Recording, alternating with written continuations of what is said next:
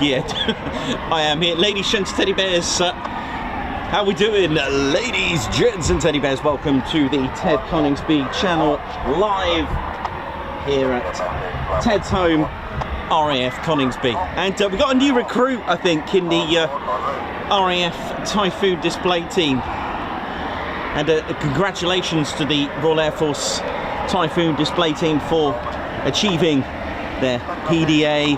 They can now all wear their famous display black suits, ladies, gents and teddy bears. And there's a bit of a history with the black suits, for those that don't know. So you'll notice the display teams such as the tutor display team, once they achieve their PDA, they then switch to the black suits.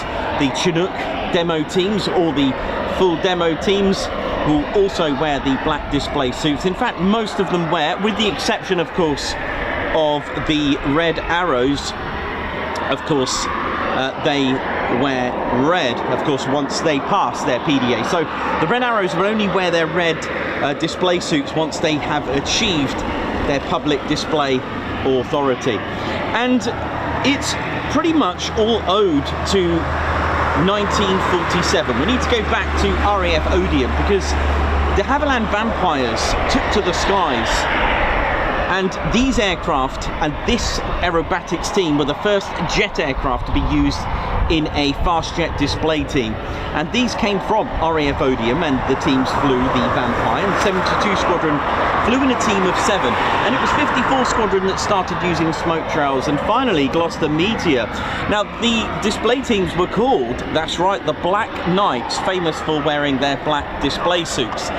And the tradition went on from there, so that once you achieve your public display authority now, you then wear black display suits. And here's our, if the Typhoon display team require an additional member, BedTed has decided to have a go at wearing a PDA aerobatics team or a display team suit. Look at him! Look at him there with 29 Squadron there. He's energetic and keen, or maybe far. He's usually found just sleeping away there, hence his name BedTed.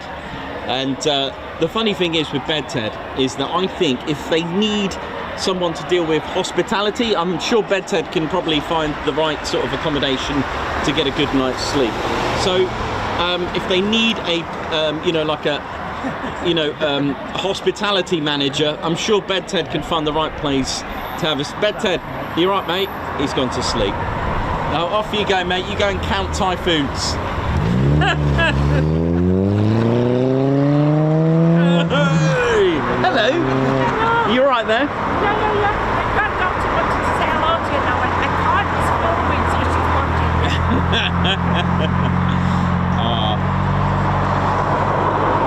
So there you go, the tradition lives on from 1947, where the display teams now wear their black flying suits. So a big thank you to the Black Knights.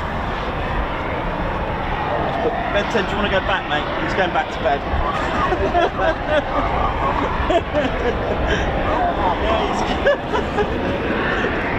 Hang on a minute, I didn't get you a full shot. He looks good.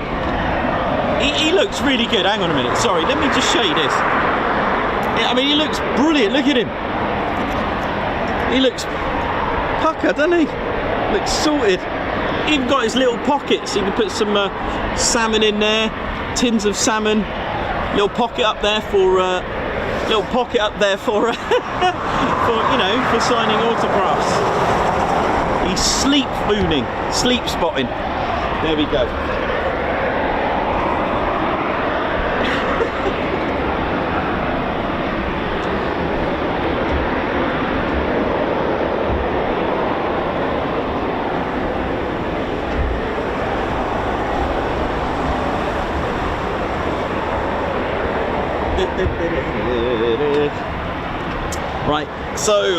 Right, we all have to behave now. The boss is coming now.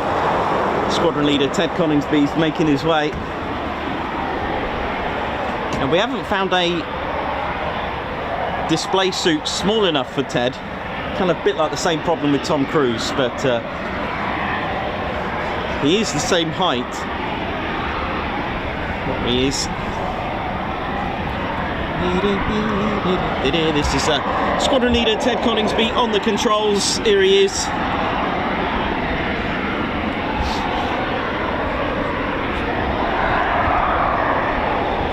My name's Nicholas Subby, your cameraman and commentator for the day.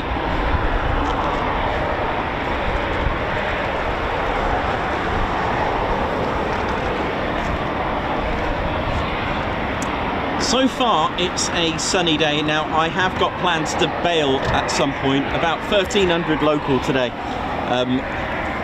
Yesterday I don't know how many people avoided the storms, hail and rain that we had.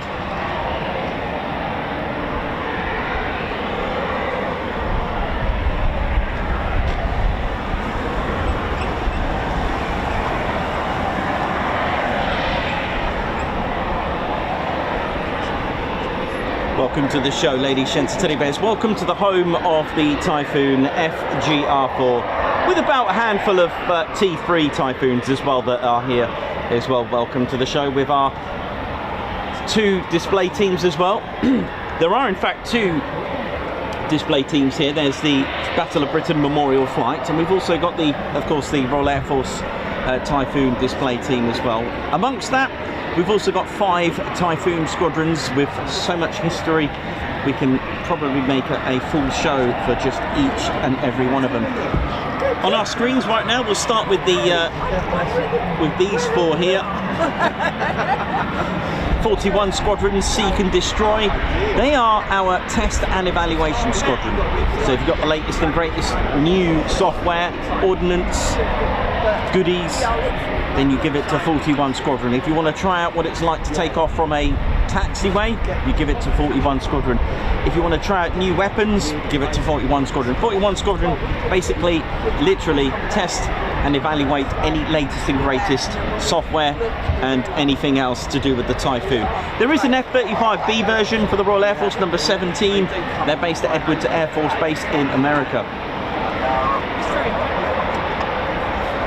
So that's 41 Squadron, Seek and Destroy, their famous motto there, who had Echo Bravo painted on the side of their Spitfires. Echo Bravo was indeed their World War II squadron markings. Oh yeah.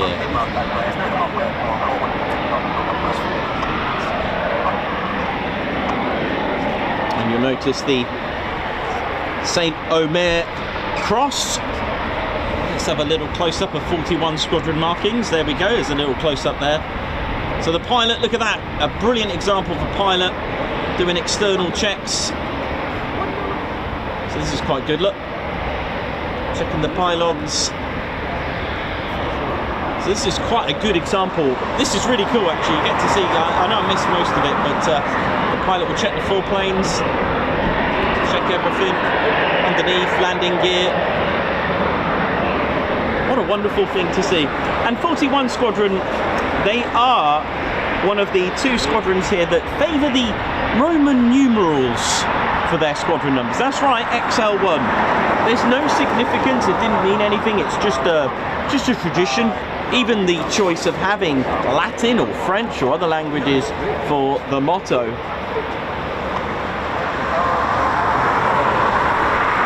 And they formed in 1916. Again, anything before the 1st of April 1918, that meant they were part of the Royal Flying Corps, which of course pretty much all the original low-numbered squadrons were in fact Royal Flying Corps squadrons. So 1916, and before deploying to France in October, they flew the Royal Aircraft Factory FE8 operator. A year later, they began equipping to the Airco DH5 and also the SE5. Disbanded just after the end, a year later after the First World War. They reformed at Norfolk. They flew Siskins, converted to the Bristol Bulldog. They flew the Hawker Demon in 1934 and deployed to Aden for the Abyssinian crisis of 35. They also flew the Hawker Fury. They even took out a lot of the V1 early cruise missiles as well during the war. flew various marks of Spitfires. In fact, on the 17th of October, 41 Squadron of 1939 claimed the first aircraft shot down a Heinkel HE Treble 1 by Spitfires here, and they were operating out of Hornchurch. They flew top cover missions to Dunkirk for the evacuation for 12 days from the 28th of May 1940. They flew the Spitfire Mark VB, the B-wing, the Mark 5B, which we have here in the Battle of Britain Memorial Flight. They supported the Dieppe raid in 42. They even flew the Spitfire Mark 7, something you don't hear that often because they were one of only 2 squadrons to operate the type. And after D-Day, they took down and destroyed 53 of the V1 flying bombs in a 9-week period, which meant a more powerful Spitfire, the Mark 14 Spitfire.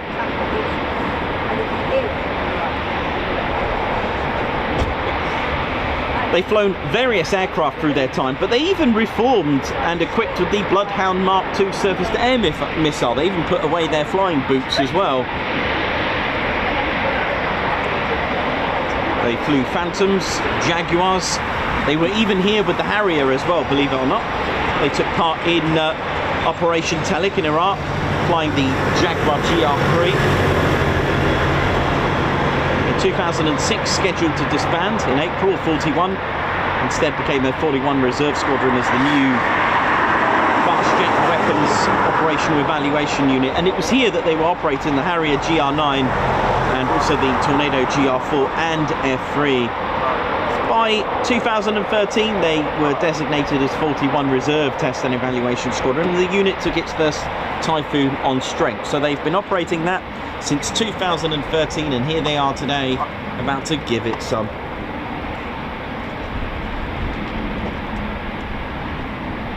Ted Squadron, 29 Squadron, a very, very legendary squadron.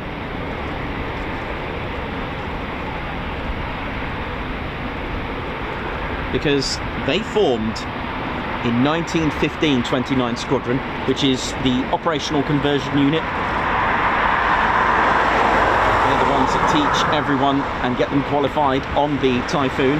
They formed at Gosport and then travelled to France as a fighter squadron. Now, listen to this, 26 of their pilots during the First World War had achieved ace status, including McCudden as well, and Victoria Cross.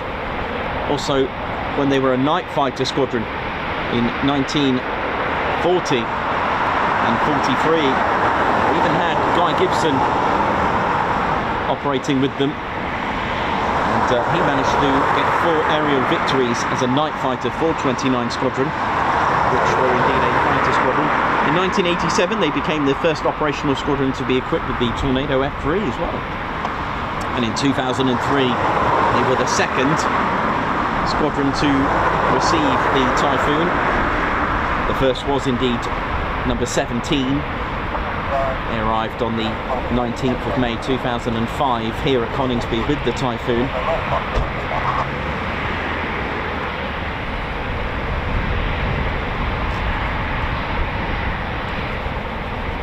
Number 12 Squadron, the legendary squadron, has once had squadron leader Jack Curry, the legend. They're a squadron that you'll notice on their insignia. They have on their badge, they have a fox, and that's all because they were the sole aircraft to operate the Fairy Fox in 1926. They actually formed in 1915 at Neverhaven. They flew Lancaster and then re-equipped in 1951 with the Canberra and then the Vulcan in 1962. And I believe they were here as well with the Canberra and the Vulcan during the times.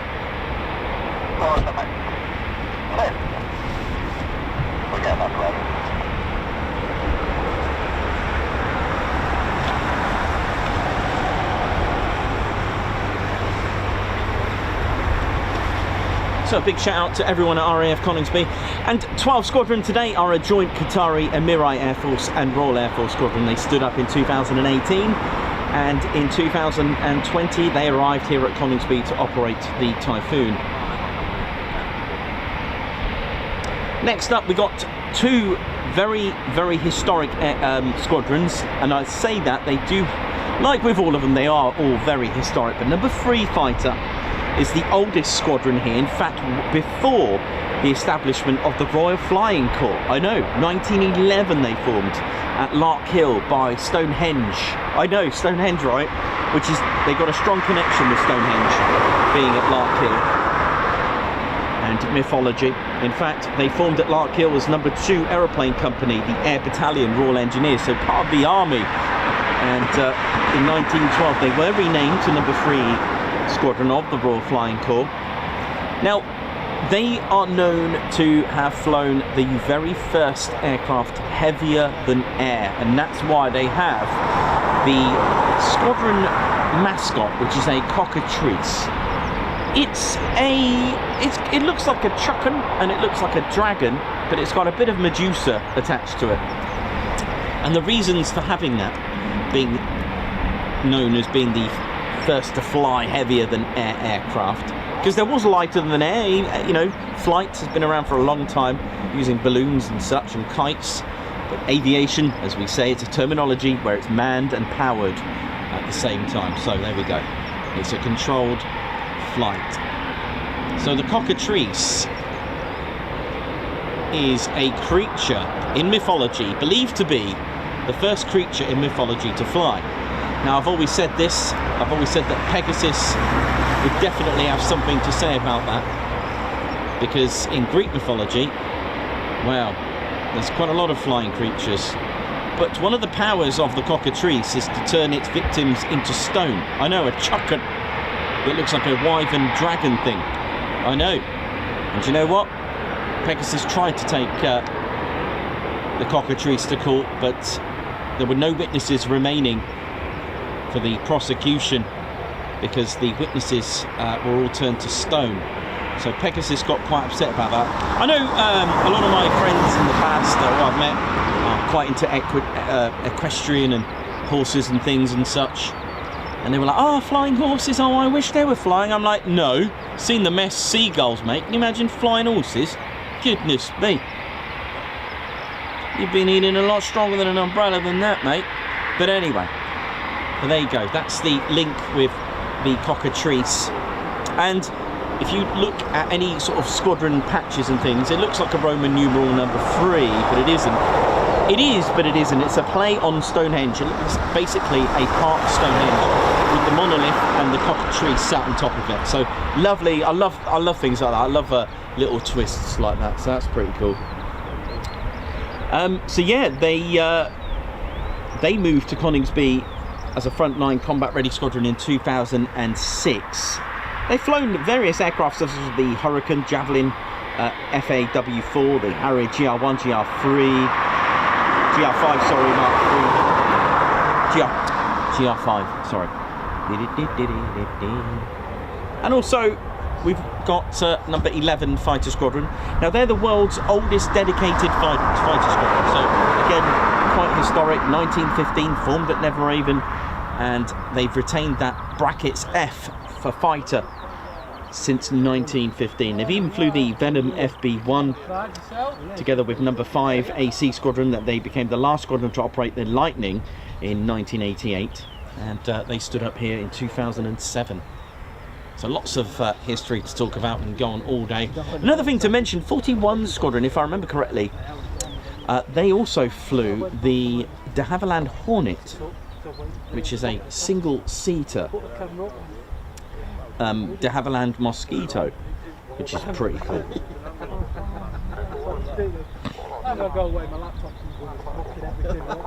I know, if you've not seen one of them before, do check it out. It looks really interesting at first, because you think, oh, a mosquito, but if you look again, it's a single-seater, the de Havilland Hornet. Check it out. It came out a bit too late, according to history books, for its intent.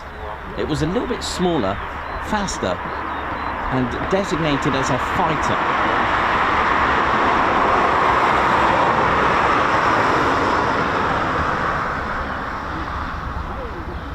Aircraft included at Coningsby. We'll start off with the first. The Handley Page Hampden was the very first aircraft to operate here, 23rd of Feb of 1941. Coningsby was built 4th of November 1914. Other aircraft: Manchester, Lancaster, English Electric Canberra, Boeing Washington, Phantom, Spey engine that is, Vulcan, Tornadoes, a couple of variants thrown in for good measure. Runway 25 in use, ladies, gents and teddy bears. Here we go.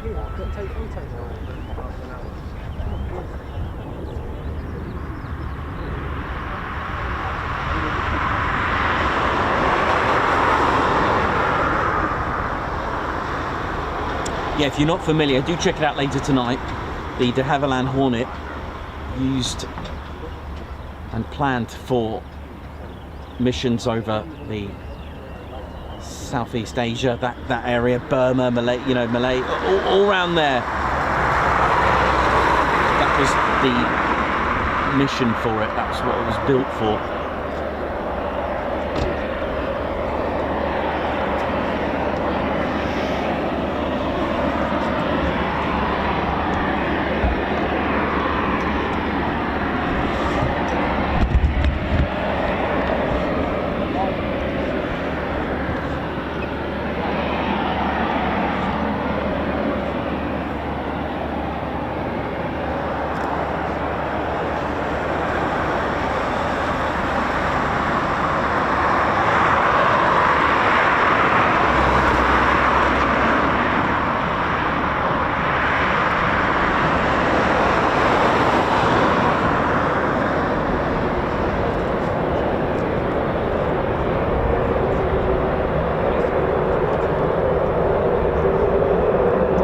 First departure of the day.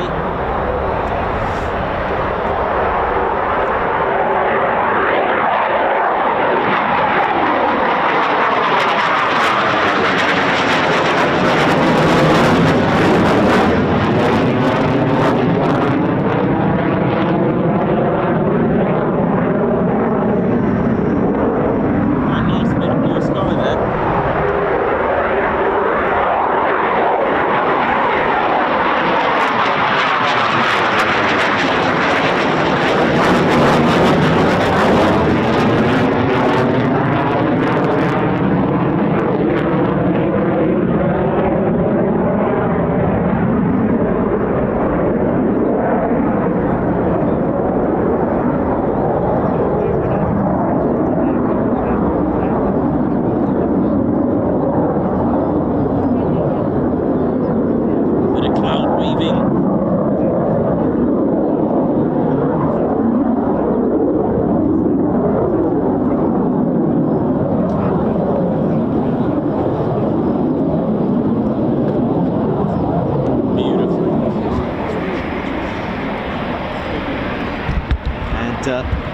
That's the sound of the EJ200 engines starting up.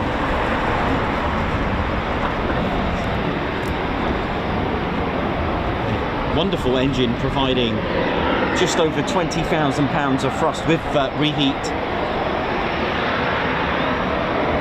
And applied to an airframe that weighs just over 24,000 pounds, which that's remarkable. So we're talking about 40,400 pounds of thrust combined power.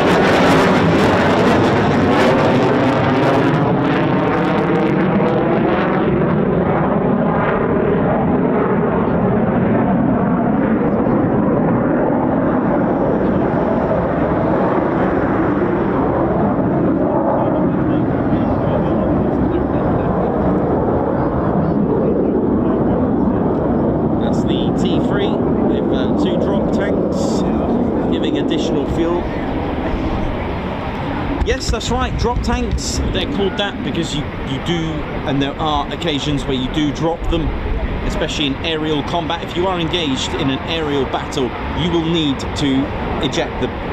It gives you more maneuverability, it makes you way lighter, and plus if you get hit in one of those drop tanks, you know, pressurized gas, explosion, not good, even with a bullet piercing through there. So that's why, and also there are emergency procedures should the event arise that there is no time to burn some fuel. There is a procedure where drop tanks are required to be released. Instances in history where they can be used for a weapon, but I'll let you use your imagination for that, because of course that would hurt if it hit you on the head. I think a tornado drop tank did this at during Operation Elemi. I think it's around that sort of time period. In fact, I think that drop tank is at Marham, by the way. There is a connection there, so bear with me on that.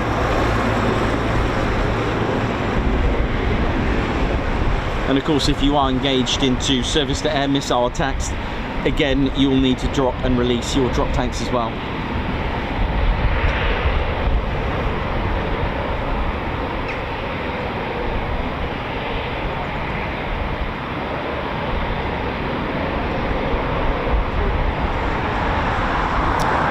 The Typhoon weighing very little.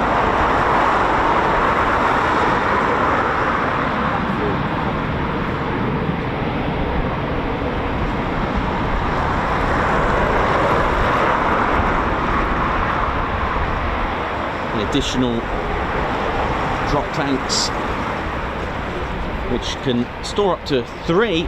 Total fuel capacity will be around 1,600 pounds.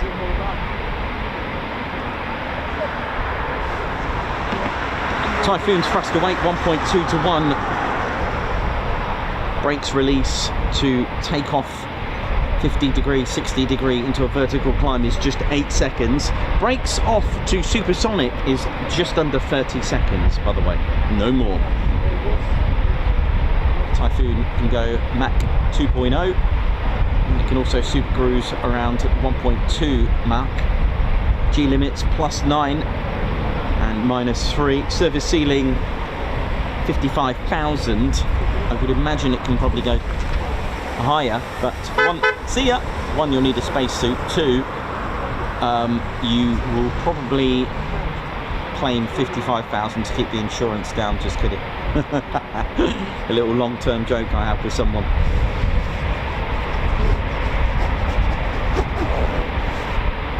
The Delta Wing 4-plane configuration does have radar absorbing material. It does have a very low radar cross-section at just over 0.5 of a meter.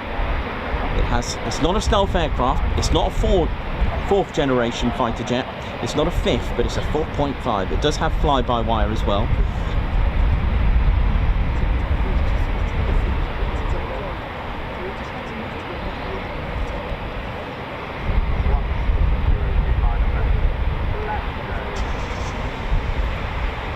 Alan, thank you very much. Yeah, I remember that story, Alan. Alan Burden, 617 Squadron Tornado, dropped a fuel tank accidentally in a graveyard. Right, okay. Wow, okay. Yeah, this one, unless it was that one, and I've got the story confused, but there was one during Elemi, I'm pretty sure. I'll contact the guys there and I'll find out a little bit more info. I've got a photo with Ted, actually, with that very drop tank. It doesn't, yeah, it looks beyond repair, but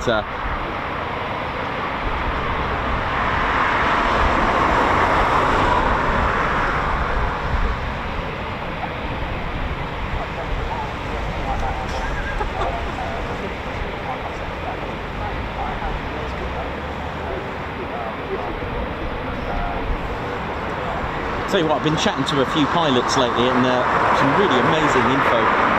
So thank you to those for your time. Again, just asking only questions that you ask, nothing beyond.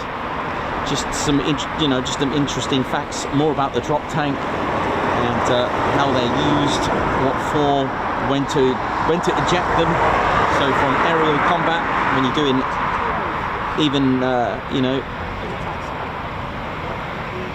and there was an emergency checklist as well that had drop tanks to be really deployed as well, so that was quite interesting.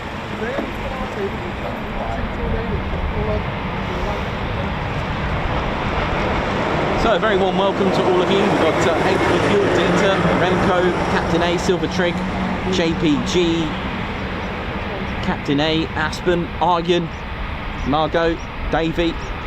Don't forget to, and Stuart Skeggs, how you doing, man? Batter Purple, Mark Moody, Julianne, loads of you. And again, for our regulars, don't forget to hit that like button. We saw the pilot doing their checklists. Don't forget to do yours by hitting the like button, giving us a thumbs up. Does get the algorithmics out there from YouTube. Just helps the stream, keeps the dream get out there. Now, just to give you a heads up, I am going to bail around 1,300 local. Reason? Well, the best app in the world, as a little private little joke there with Alex Raven. My eyes. Oh, I love it. As long as you've got a sense of humour, that's cool. And yeah, there is emotional weather coming, so I'm just keeping a mindful look about it, and it looks like it's going to stay here once it arrives for a good 4 hours. So I'm going to try and finish before that arrives. We're looking at around about 1,300. Unfortunately, that's the way it is.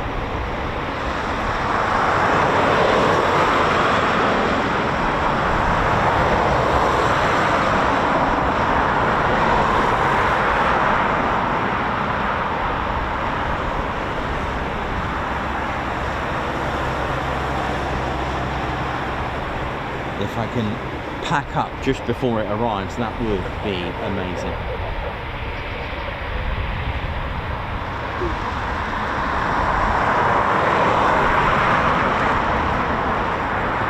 I mean, if it doesn't arrive, even better.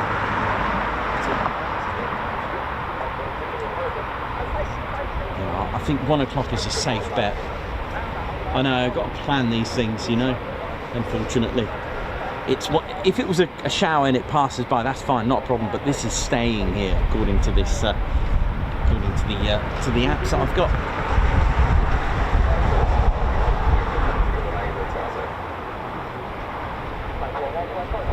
You never know though. It might. I'll check it every hour because they can just re-record, not fade away, and re-record. Remember that Scotch VHS.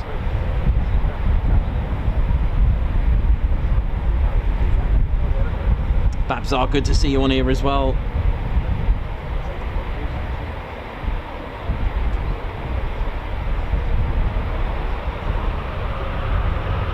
Someone's rumbling.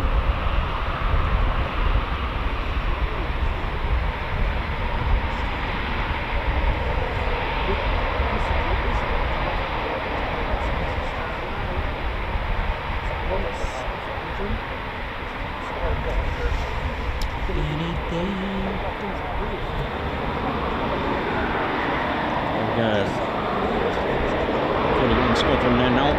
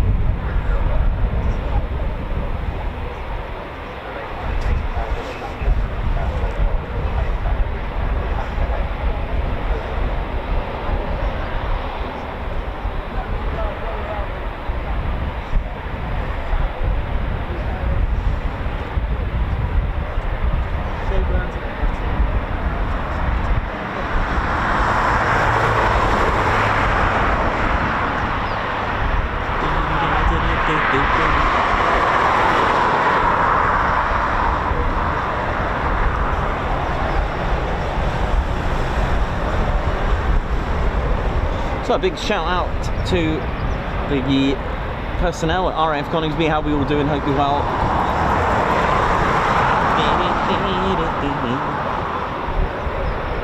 And of course 17 Coningsby Air Training Corps, the cadets.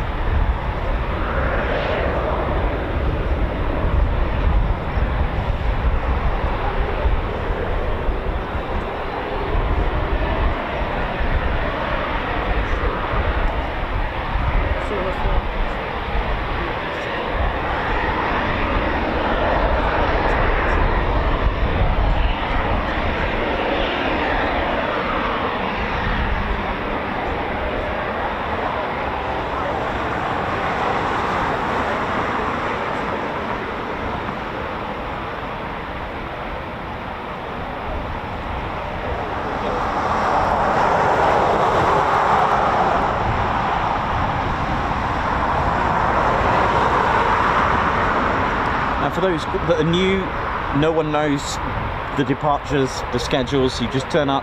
This is military. There are no departures board. No one knows what's going to happen. Turn up, hope for the best, see what happens, and have a good time. Bobby, how you doing? Good to see you on here. Thanks again for your super. Very kind of you. Thank you.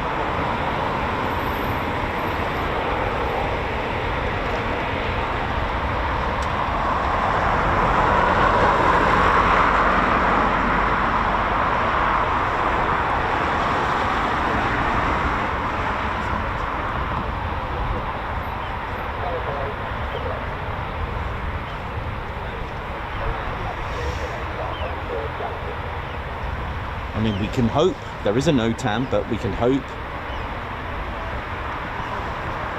That's all we can do.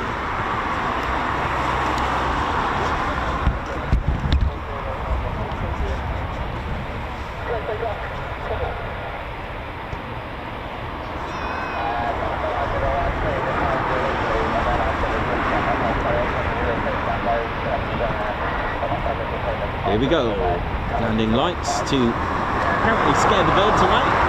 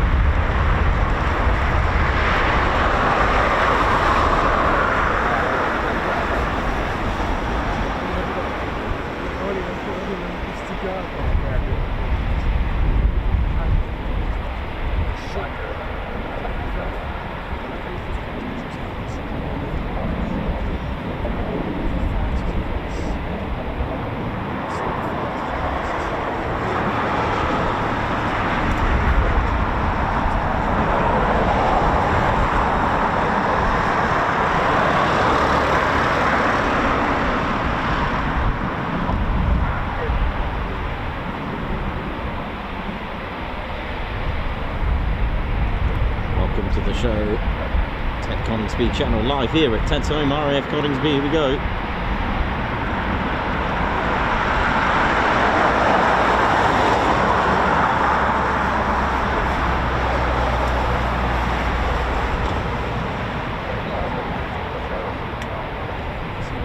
Typhoon's just waiting for the clearance for takeoff. Again, when if you're new to this, this is whether civilian or military, this is what happens. You know, when you're going on a holiday and you're taxiing out, it is for your safety and for everyone else's safety.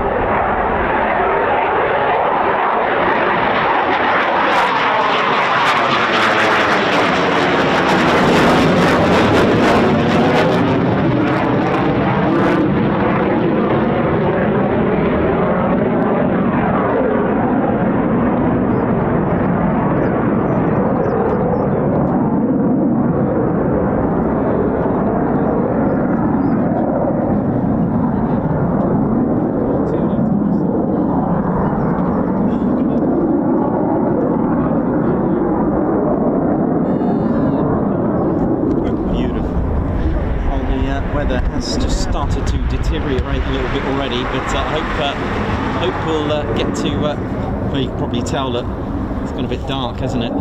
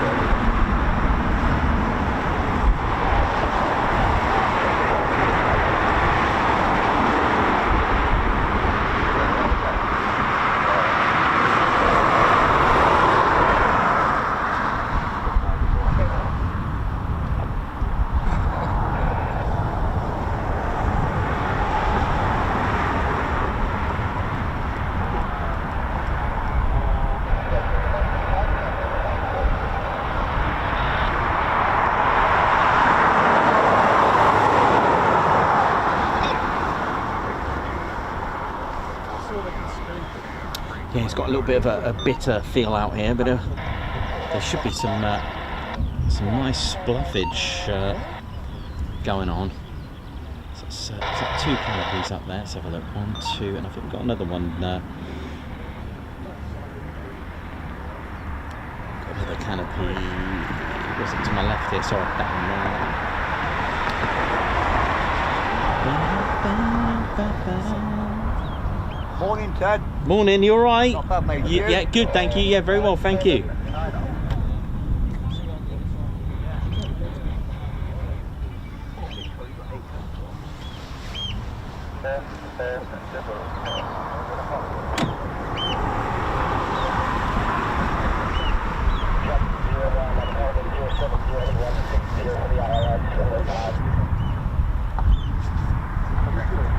What time is display, Ted?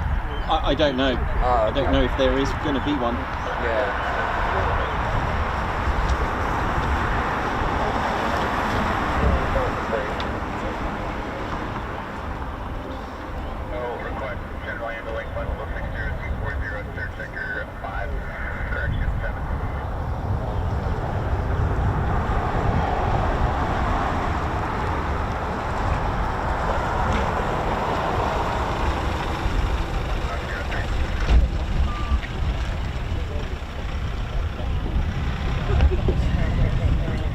So I'm not sure if there's going to be a display today. We'll see what the skies are going to do. We'll see how it works out. Shouldn't be too bad. But Flight Lieutenant Tom Nation, call sign Dragon 01, has his PDA has been awarded and achieved. So the whole team, congratulations from all of us at the Ted Coningsby channel. And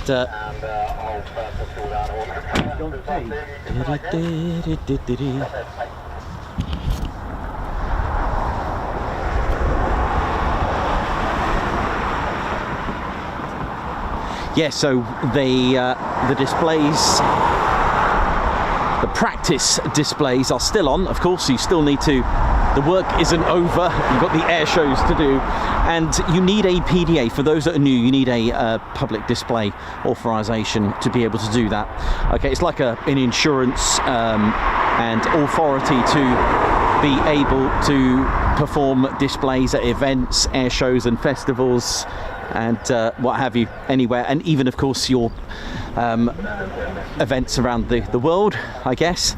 So yeah, you can't do a display. Even the Red Arrows, the even role demo teams, they do need to get it's a different level of PDA. They still need to get a type of PDA, but it's on a different level. I came across some documents about it actually, but there are levels of PDA. And so again, Red Arrows, the Tutor display team, the Typhoon display team, and the BBMF would need to achieve the PDA. And the idea behind it is for safety. Is the display safe? Are they capable of performing the display in surroundings of spectators?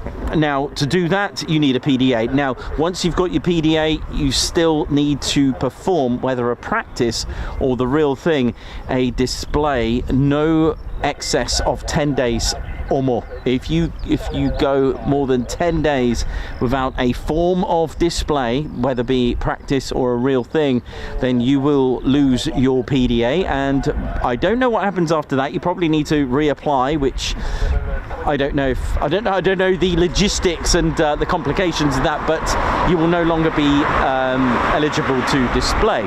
All right, so that's what you need to do. You need to make sure you do that. So, you know, I always think in the back of my mind, what if you get really ill? Like, you know, but maybe the reason behind 10 days is that maybe you got a really bad cold. Maybe, I don't know how that works. I really don't. So maybe a question to ask if anyone knows. But so one of the other common questions I get asked is with regards to practice displays, why don't they advertise it? Don't worry if you've asked that. It is a very good question, and I get asked it a lot. When's the display? Why isn't it published? Because if you do that, there are complications, because now if you advertise it, then you are advertising a display. If you do that, there needs to be risk assessments around the airfield. There's going to be potential road closures. There needs to be things in place, so on and so on. But when it's a practice display, a NOTAM is required, and it can be done at their discretion, but with a NOTAM as well to inform other pilots in the area that there's a Typhoon, hasn't stolen it, he's just doing some high energy maneuvers.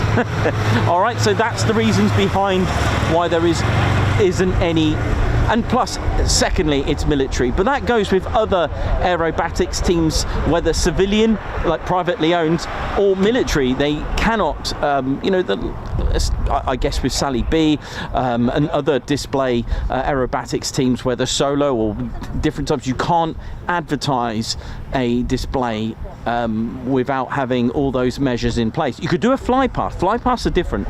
Fly pass are a different thing where you can just go and do a fly pass. There's no danger. You just follow your flight rules, etc., whatever. Follow the guidance of air traffic control, how low you can go, and so on. So I hope that makes it a little bit more clearer for you.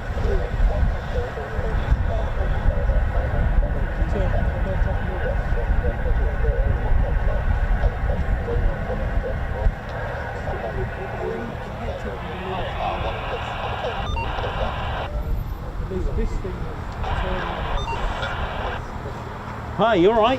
How you doing? How's it going? Love the patch, you alright? Cool. Okay, no worries, you okay?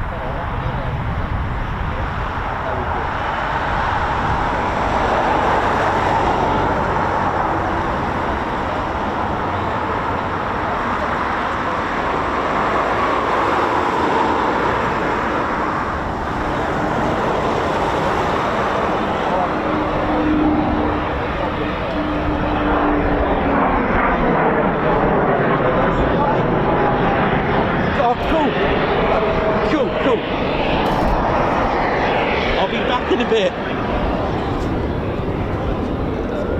We've had one back already.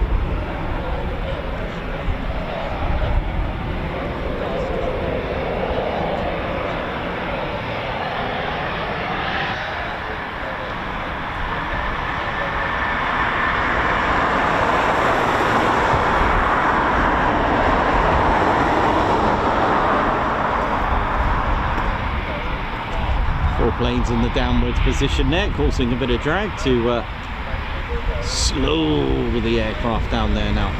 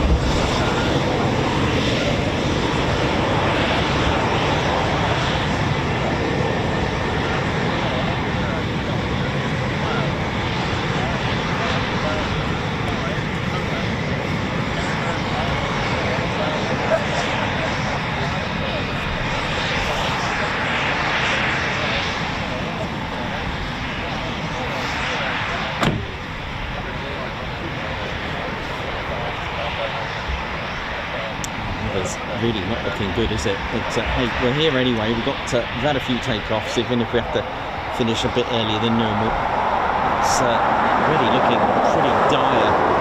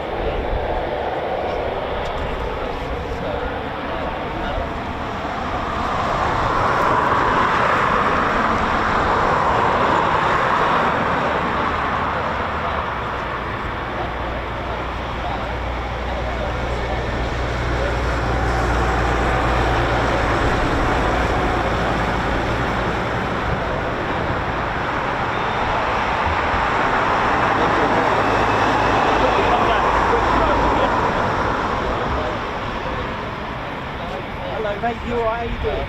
Okay? Alright, no worries, no problem at all. No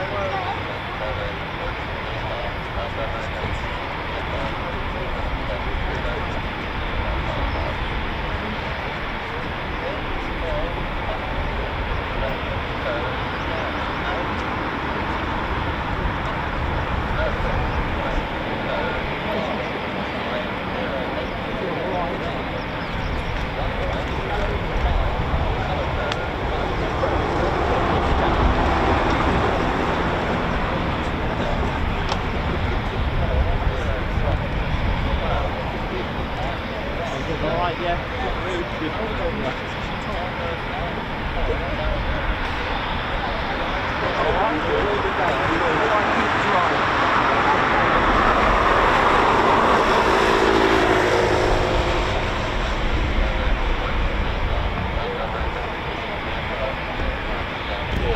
How we doing? All good and well. Now then. The skies are clearing just a little bit, which is good. Just a little bit, very slowly. And this is what I'm afraid of for later. Let's see what's going to happen here. Hi, yeah, you're right. No worries. Yes, that's the name of the game today, is to try and keep dry, which is normal for me anyway. And it's really, really ice cold as well. Let's see what we got here.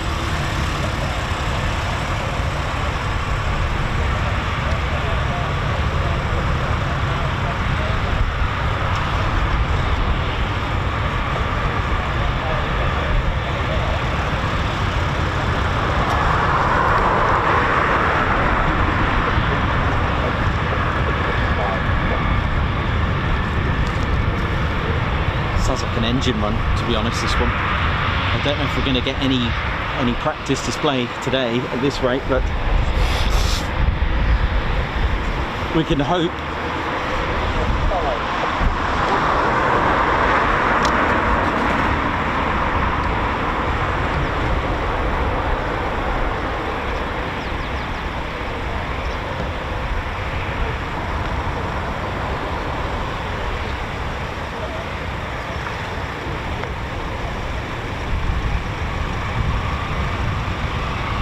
Doing some sort of maintenance. A big shout out to the ground crew, of course, because without them, nothing, absolutely nothing would fly. And if it did, when it come back, it won't fly again. So amazing work again, the whole team's. This sounds like a bit of flexing.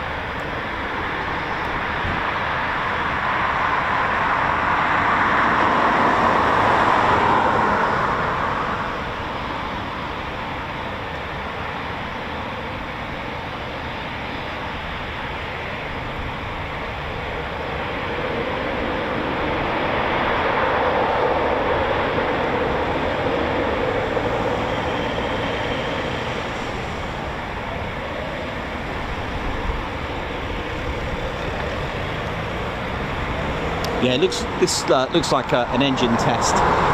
Bit of flexing going on.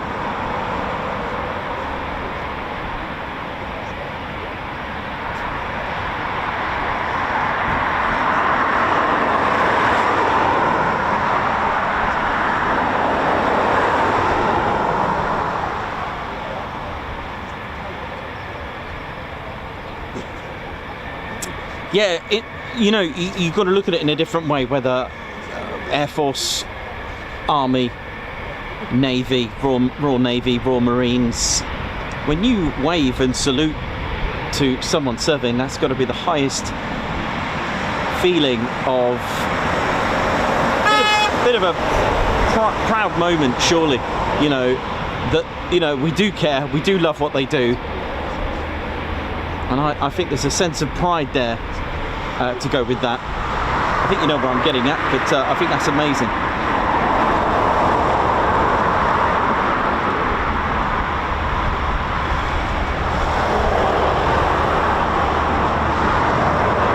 It looks like they're just doing an engine, bit of flexing on this one. Got another, I'm not sure if that was another power up there, another start-up going on.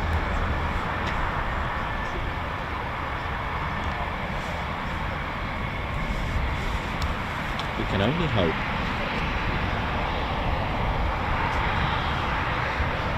But it is pretty grim now.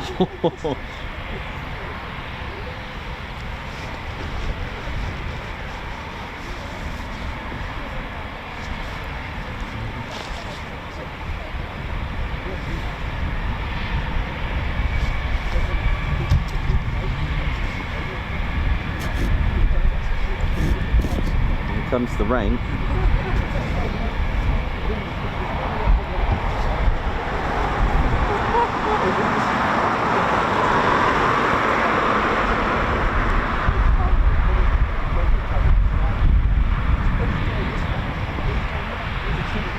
So this rain's all right. It's what I'm looking or not looking forward to around sort of just after 1 o'clock, which I've got my eye on.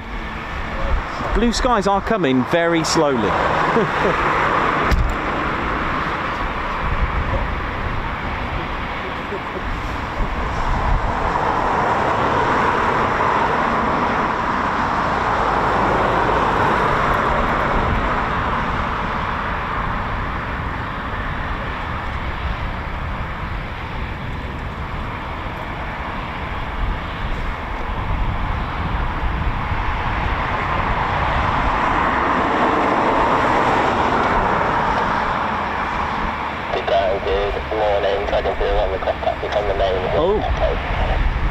Dragon 01. Taxi from the main with Echo. Oh, ho, ho.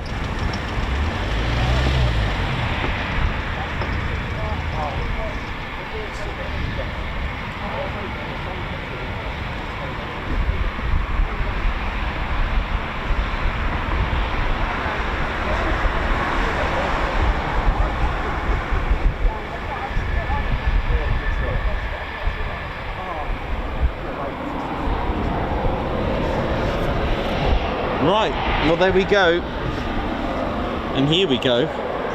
Dragon 01 taxiing out into the rain. I don't think the flames will be put out with this rain. Come on.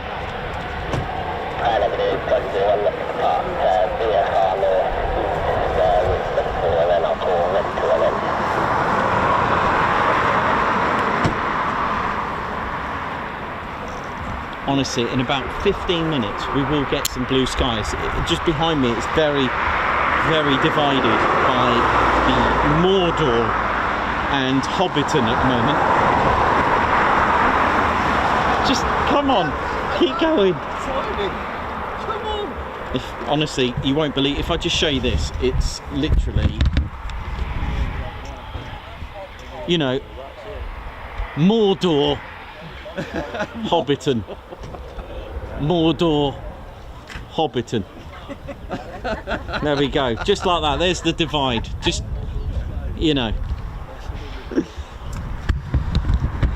But I'll tell you what, let's see what we're going to get. And this light is pretty cool. It really gives some moody effects.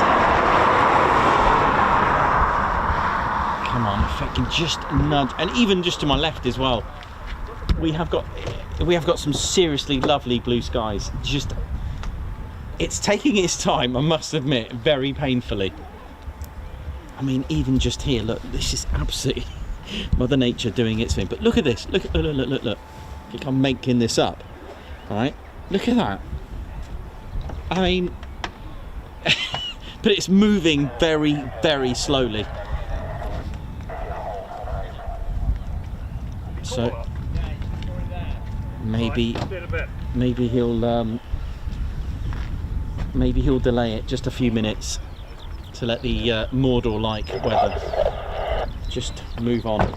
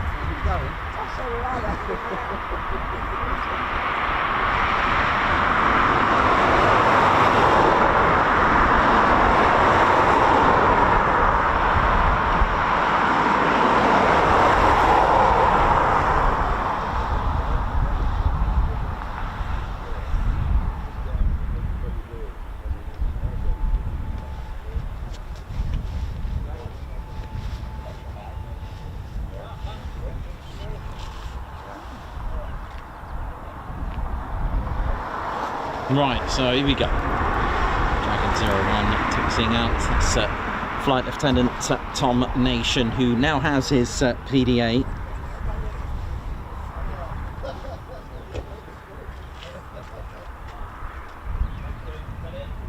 Typhoon display pilots get 1 season, although there have been occasions where they've had more than 1 season. 2005 with Matt Elliott starting that trend. Dragon 01, born and raised in Pontypridd, South Wales. Bit of a Star Wars fan if you haven't worked it out already. Joined the 1004 Squadron Air Cadets aged just 13. And he learnt to fly with 634 Volunteer Gliding Squadron, and actually learned to fly before he could drive, which always remarkable. Absolutely. Studied aerospace engineering at Swansea University. Got himself a bachelor's degree for doing that, completing a master's degree in materials science as well. Spent time at Swansea, and also a keen member of the Universities of Wales Air Squadron, where he flew the Grob Tutor.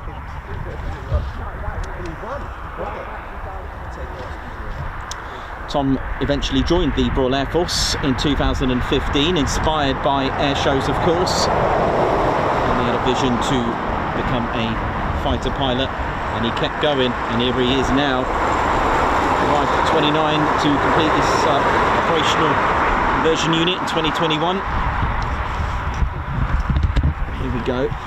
This could be, this may force the clouds to move on.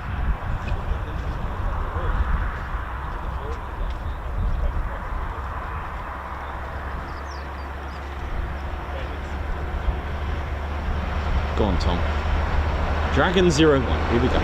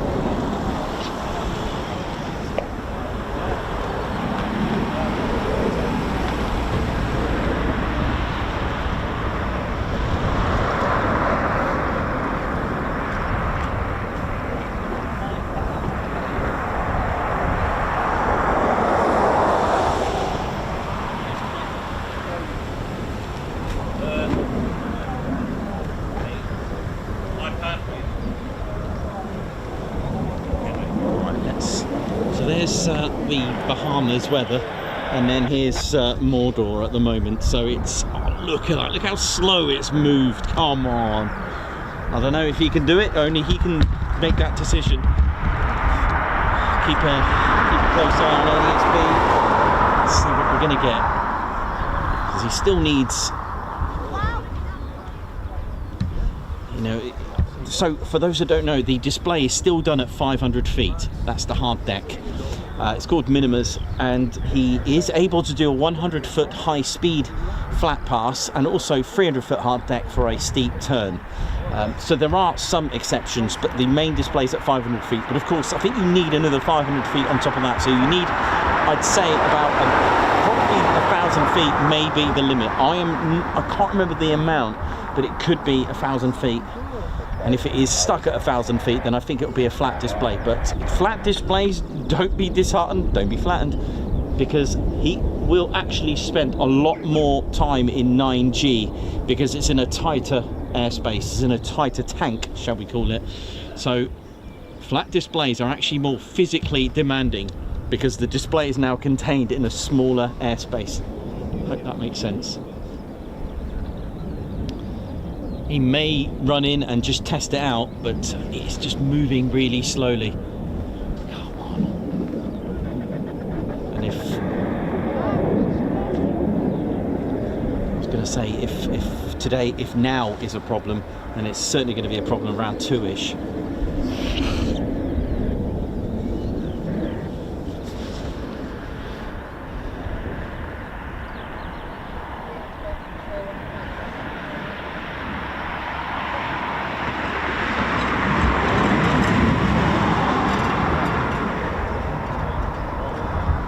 It might be running in.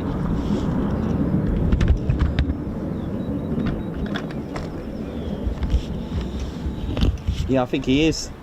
Here he is. Right, hold on to your berets. Unless he's going to do a quick visual, unless he's going to do a check.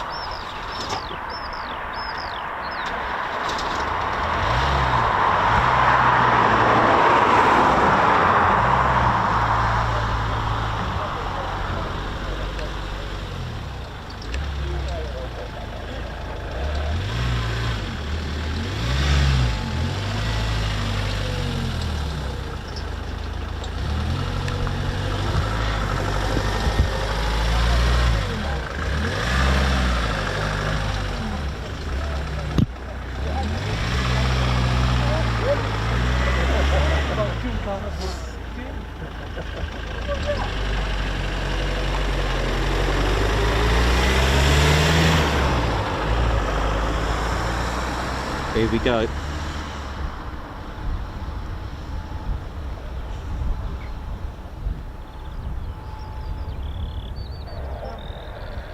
He's coming. Come.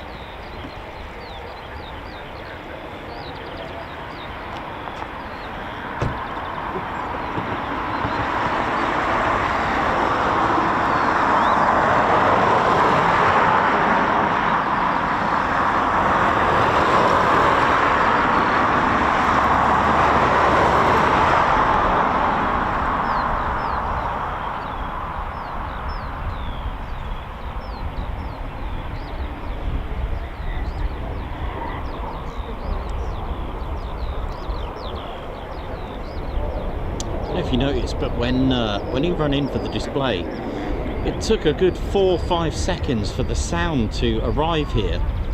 It wasn't anything to do with the syncing issues with sound and visual. It was actually genuinely a very, very long delay for the sound to get here.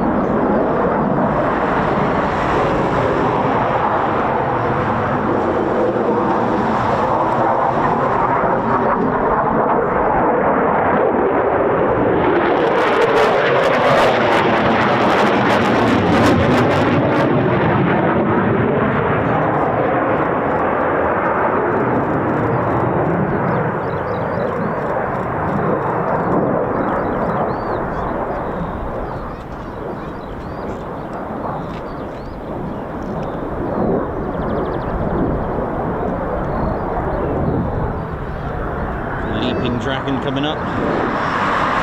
Slows down right to 120 knots.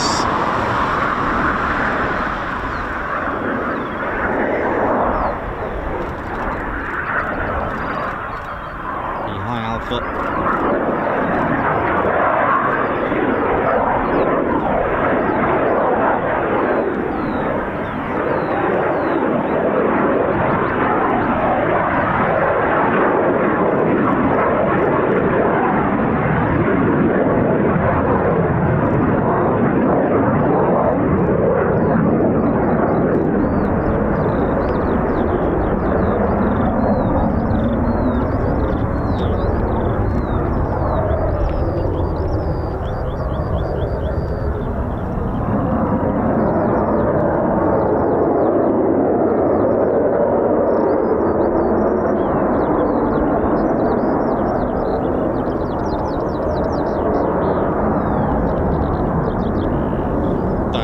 Display of thrust to weight ratio right there.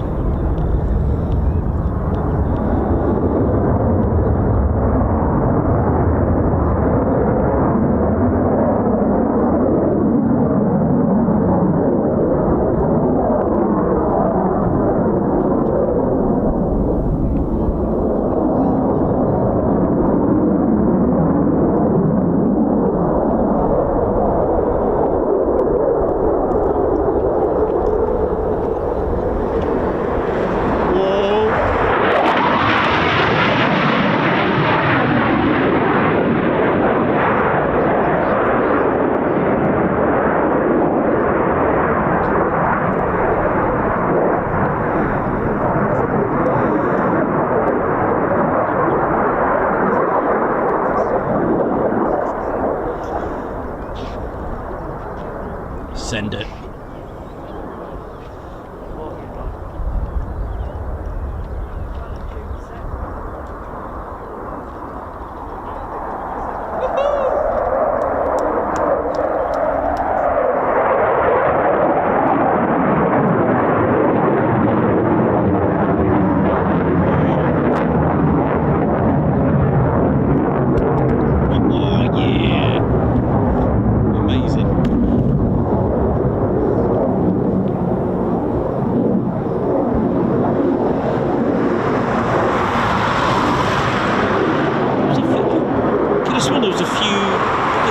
Manoeuvre when he came in for that second run that caught me out there. I was expecting him to turn sooner. Sorry, later. There's different moves there.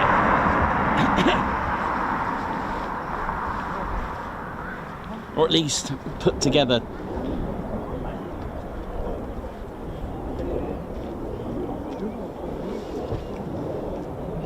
Good work there, Tom.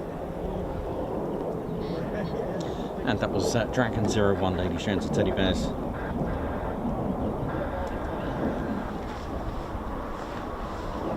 Let me just get ready in case there's going to be some other fun on board. Look at this! Oh!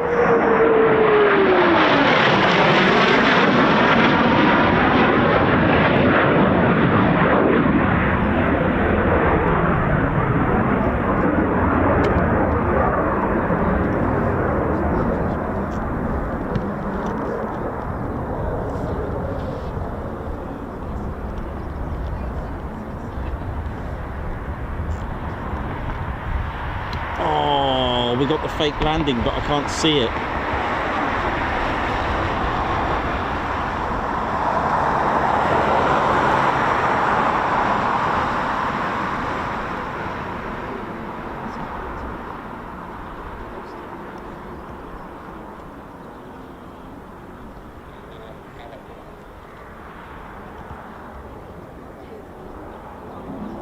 We did get the special landing, but unfortunately it disappeared into the cloud. But look at this. Beautiful. For those that know, that's dubbed as the fake landing. Nothing to do with the display team or anything like that. It's to do with claims that we're all artificial intelligence right here. The people here, you know, the Burger Van, Steve, everyone that's actually here, Tim Gooch, we're all not real. We're all non-playable characters, and I don't know what's going on, you know. To the person that put that, actually there was a few that claimed that all my stuff is artificial, but yeah, okay, it's a little bit on the Matrix side, you know.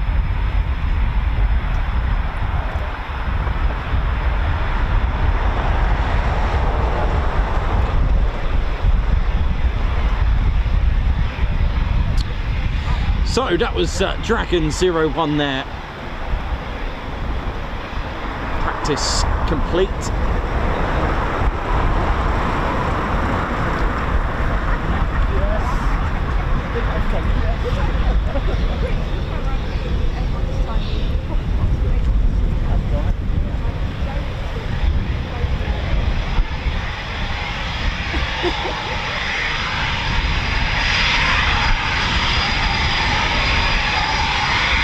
And if you enjoyed that, do give us a air brake wave on the like button.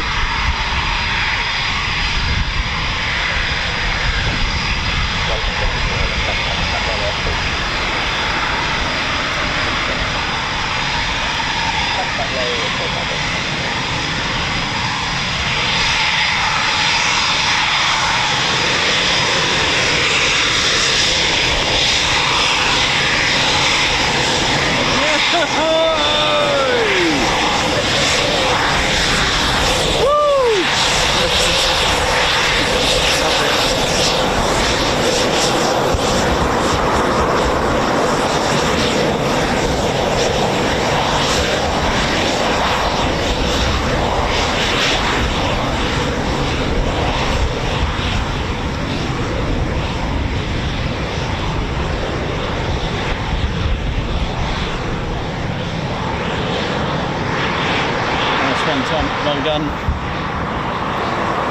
That was indeed tremendous.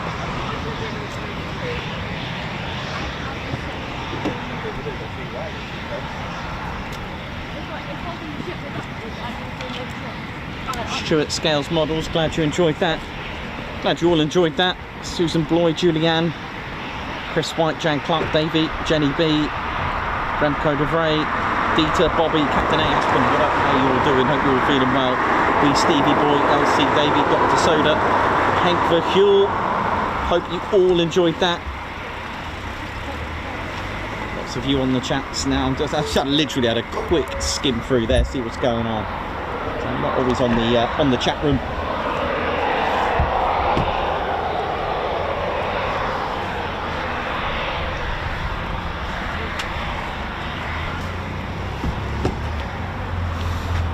And you know, that weather was really playing with patience there, but it played ball in the end.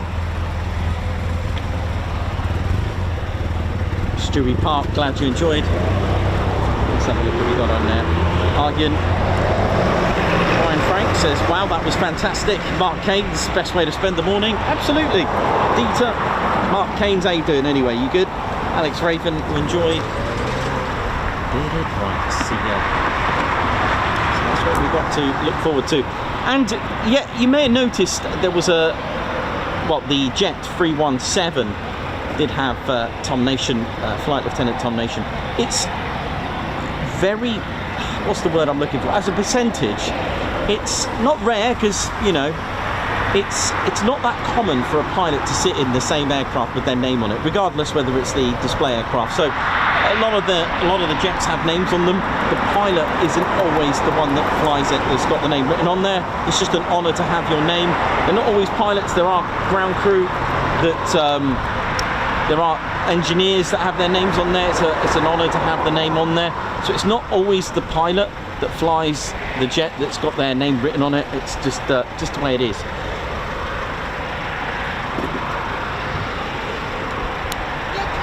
Hello. You alright there, yeah? You good? Any day now, I think. Unless they've got it, but I don't know when it is. It's sometime this month.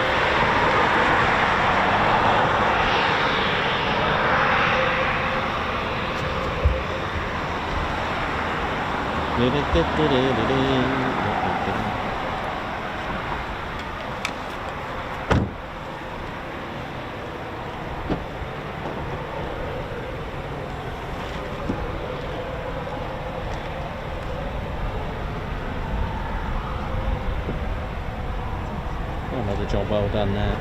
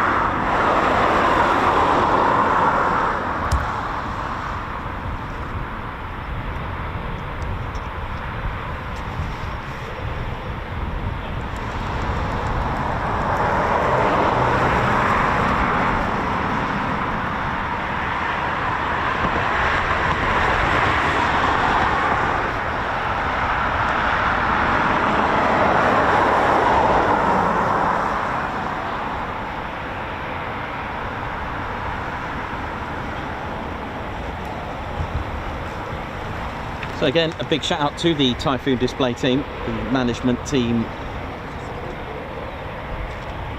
and of course the Typhoon display team could not operate without the hard work behind the scenes. Of course, we've got a team led by the display team manager, Flight Lieutenant Aidan Ray, along with engineering manager Sergeant Polly Grimmer, got deputy engineering manager Sergeant Luke Adicott, and 29 Squadrons Unit Mobility Officer Acting Sergeant Scott McPherson, and PR Manager and Deputy Sergeant Gaz Oldfield. And we've also got Corporal Liam Reynolds and an Engineering Specialist, Air Specialist Class 1 Technician Eve Brady. So there's a lot of responsibility that goes into it. You know, when you see the display, you see the pilot, but you don't see the rest of it that goes into it. The engineering team as well, specialists of avionics. You've got mechanical, you've got weapons technicians that you will see working directly on the aircraft at air shows. So this isn't just for the Typhoon display team, but of course something to look out for when you're next speaking to them. You've got engineering officers as well. You've got Engos, Sengos as well. And they're split into teams as well, for those who don't know. Let's have a little look at the team. You've got a team called Team Blackjack, you've got Team Moggy, and Team Gina. I think they used to have a Lightning team and Tornado team, if I remember correctly, but these are just names that are given. The Team Blackjack That's led by that team led by Sergeant Nath Cunningham, who assisted by Corporal Jack Hennessy as well, AS1T Dane Puckey, and Josh Taylor and Harvey Stanhoe as well. Team Moggy consists of Air Sergeant Jack Walger, ably assisted by Corporal Ian Everson. Got Tom Johnson. You've got also Aligmantas Silkaskas and Ben Wilkinson. Team Gina consists of Sergeant Ryan West, assisted by Corporal Samuel Griffiths, and you've also got Charles Roach, Eve Brady and Daniel Cheshire. So they're all split in, and then you've got PR, and then you've got you've got the public relations, so you see all the social media side, and they do a lot of work as well. And you've also got a team that deals with, you know, booking in the hotels, booking in all the accommodation, so all the logistics side of things. You've got ground support teams, so many that make up the team. It's unbelievable. It's amazing. Yeah, so when you next go to air shows, at least now that you know there's a lot that goes into it. So you may go to more than one air show, and you'll see different members in the little stand. So do check it out. Do say hello. I am looking forward to air show season. I really am. And well, we start our first adventures next weekend. So you'll see us out and about. It is that time of year for the Ted Coningsby channel to venture into the air show and festival season. So if you'd like to know where we are, do check out our noteheads as well on our website.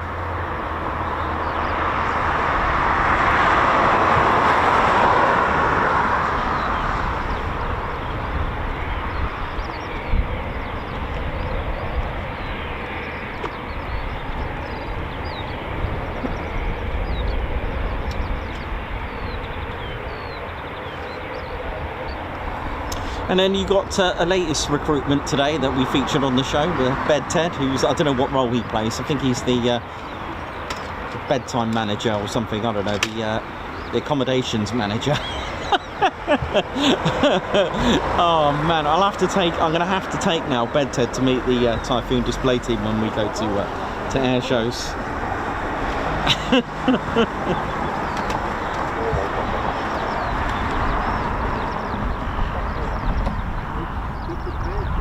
You know, I imagine Bed Ted going, right, it's 2200 hours, we need to sleep now, good night.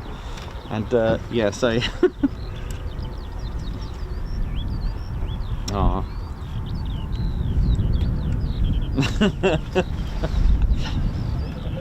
Yeah, because you've got to get a good night's sleep. You've got to make sure that you sleep comfortably, the mattress is fine.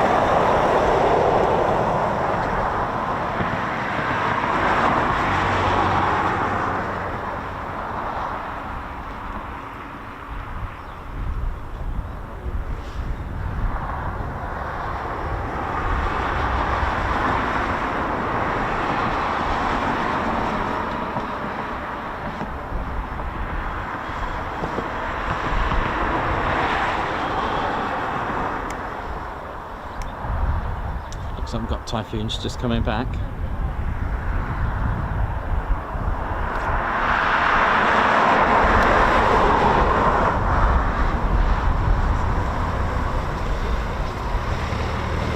So again, this is why when you listen to ATIS, if you hear bingo, it doesn't actually necessarily mean a display. See, bingo means minimum fuel, and of course the importance of having a NOTAM informing pilots that are going to be in the vicinity that there's going to be a Typhoon display, or at least a type of fast jet, high energy manoeuvres, that kind of thing. So if you are an aircraft that is potentially going to have minimum fuel, if you're unfortunate enough to RTB with minimum fuel, you need to know that there is a potential. Here we go, nice two-ship.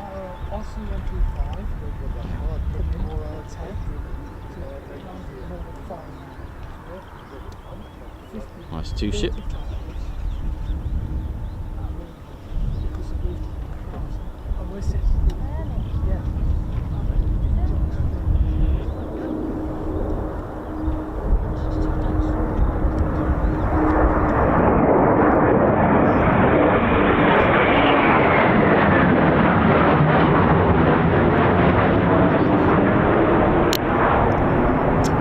Whistling sounds that we get from the aircraft of all sorts.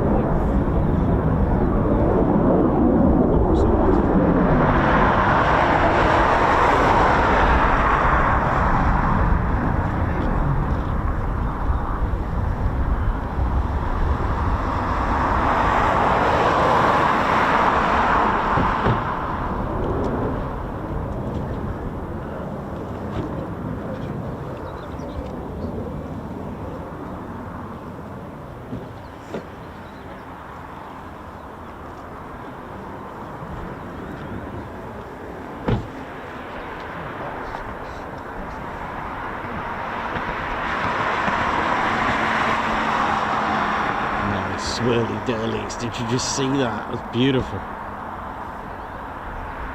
Oh, hello. Nice touch and go.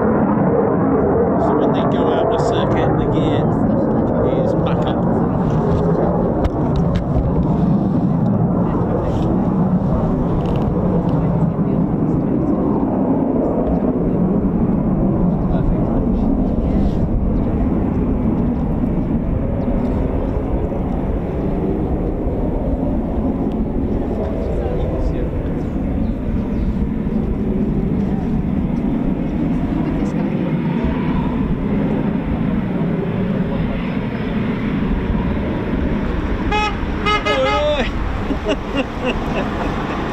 they are. The legends that are. Sorry, hang on, I should just.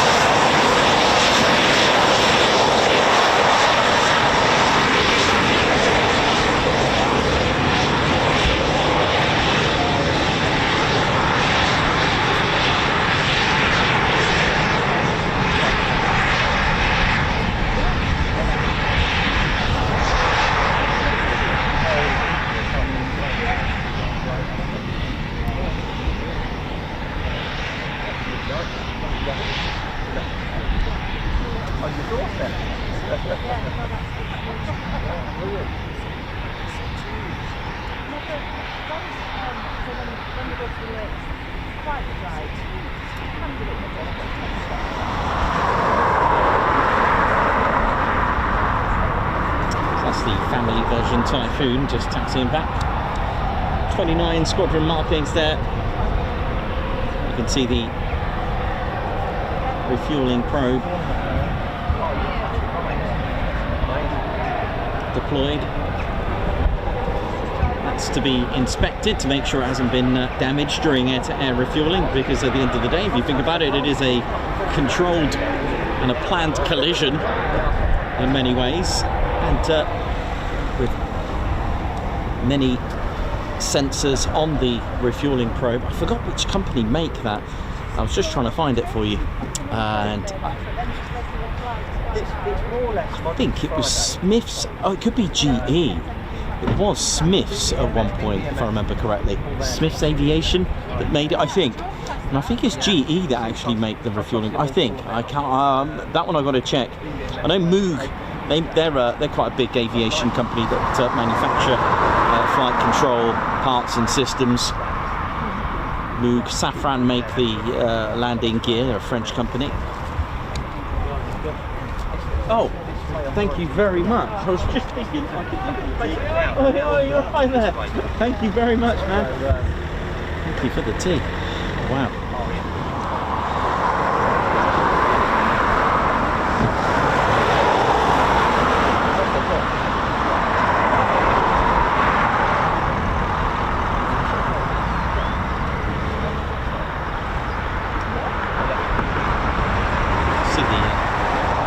Many shades of the Typhoon there.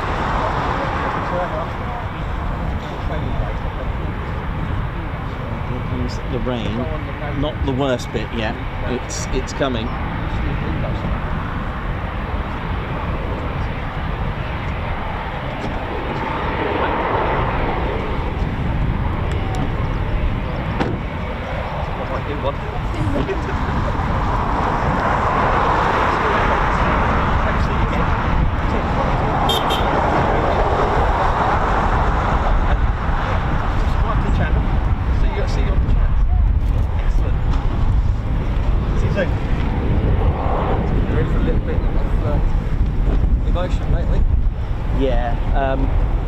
It's not, well, I don't know. I'm waiting for the 1 o'clock one.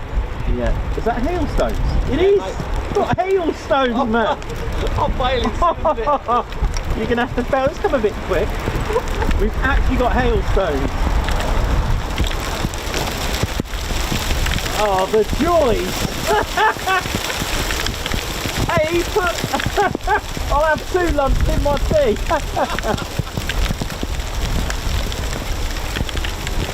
Actually got hailstones, man. Rain that you can pick up. Rain you can pick up. Dry rain. Oh my word.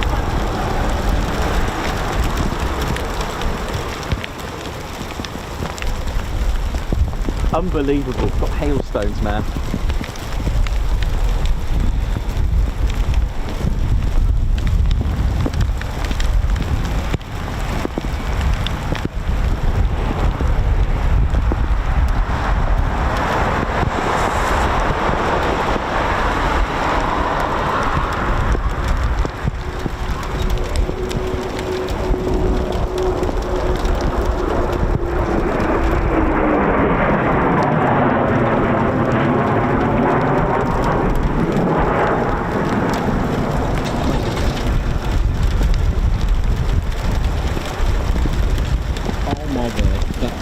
Pretty savage at the moment. Hang on, let me just get into a better position. There we go.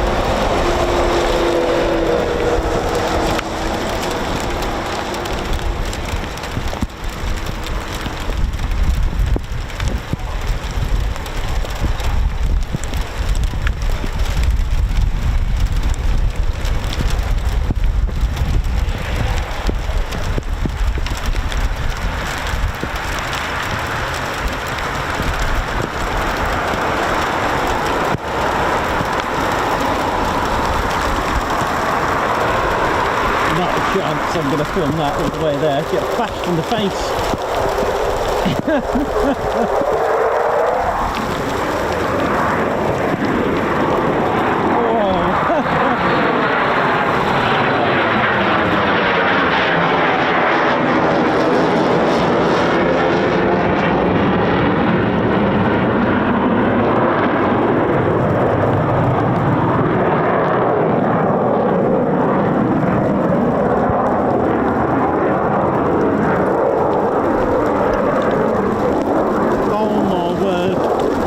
To the crew, look at this, they got to work in that. Oh my word.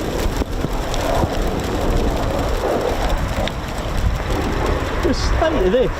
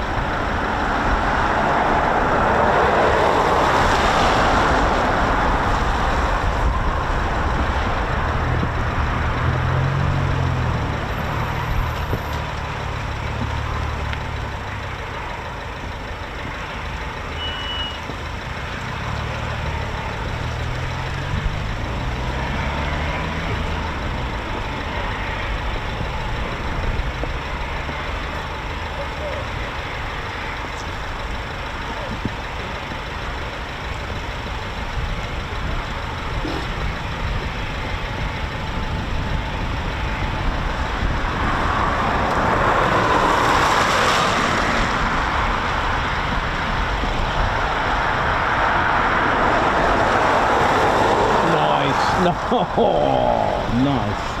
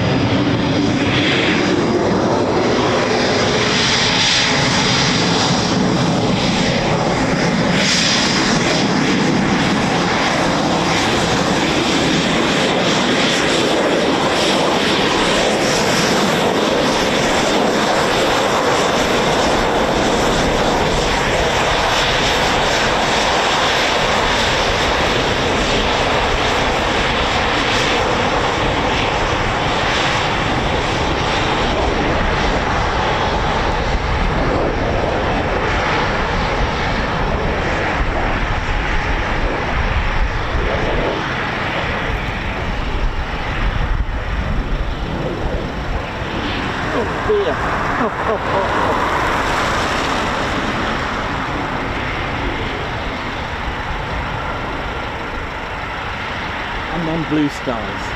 But the worst is yet to come. So I may just catch a few more and finish up for the day.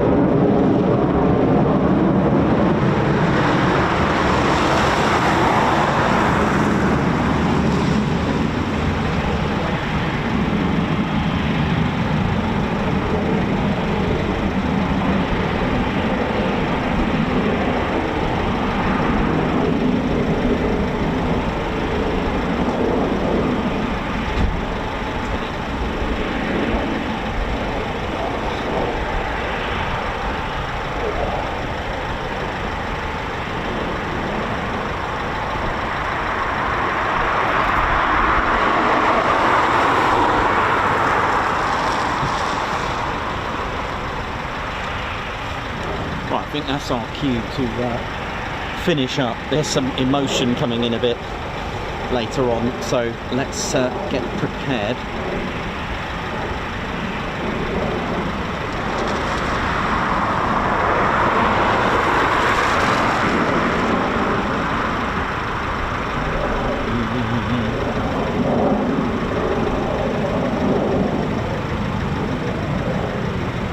Well, it's been good fun, nevertheless. Got to see Dragon 01 doing what he does best. Ooh. Yeah, it's some really, really dodgy looking clouds just behind me in the distance. It's still away yet, but maybe better to finish up very shortly.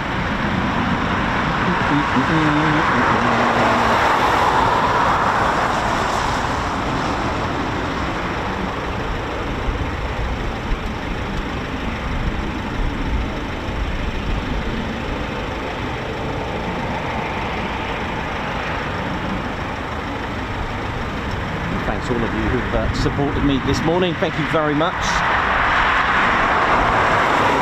And, it's been good fun. I hope Tom was pleased with his performance today, which I'm sure we were all anyway. And squadron leader Ted Coningsby, he's smart. He was keeping dry, so he knows what to do. Right, Alan Gates, who's part of our fighter squadron, thank you so much.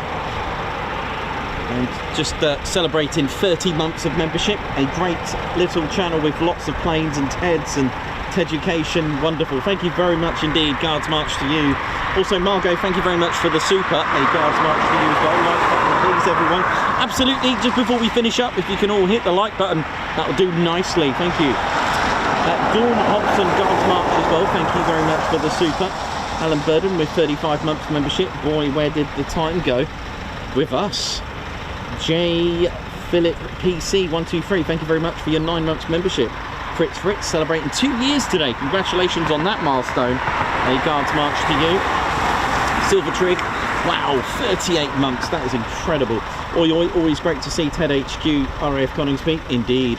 Stuart Skeggs, part of our fighter squadron, member for 29 months. Oi, 29 months of the greatest aircraft streaming channel. Thank you, Nikos, Ted, and the Spanner mods. Oh yeah, Guards March. High five and a Guards March to Babs R. Thank you very much for the gifting Ted Coningsby membership there. Nice one, thank you very much, Babs. Making someone a member. Sally Cullen with 35 months membership. Bobby, thank you very much for the super chat, Guards March. Corwin Tipper, Guards March to you, 5 months. Thank you for so many gifts. Matt Crossan, congratulations on 12 months of membership. Congratulations on your first year with us. Oi, loving the channel. Mervy, hang on. Let me try and pronounce that. First of all, high five, Guards March. Welcome to the Ted Coningsby Squadron. We've got Merv. Oh, sorry. Oh, I got it right. Mervyn Gunlack. Sorry. When it's all spelt together like that, you have to forgive me. I'm not the best at pronouncing, but Mervyn Gunlack.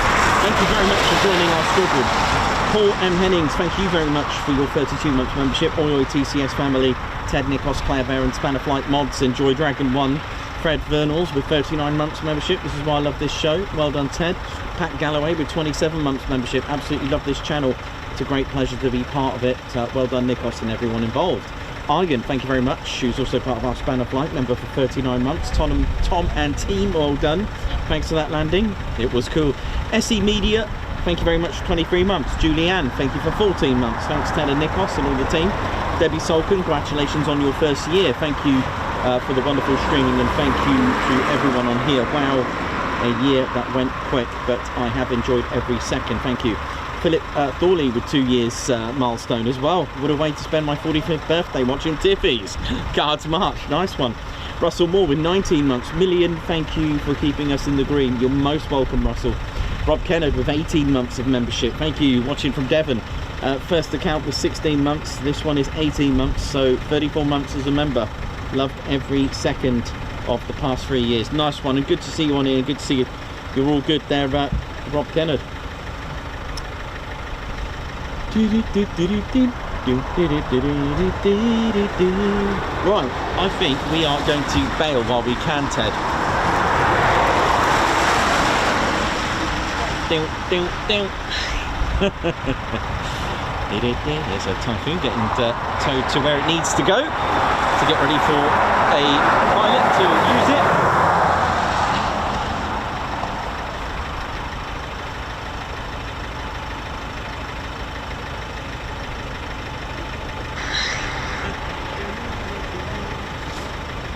I think we're pretty safe at the moment. Just keeping an eye on the weather there now. Might even be going to the jet wash to get washed.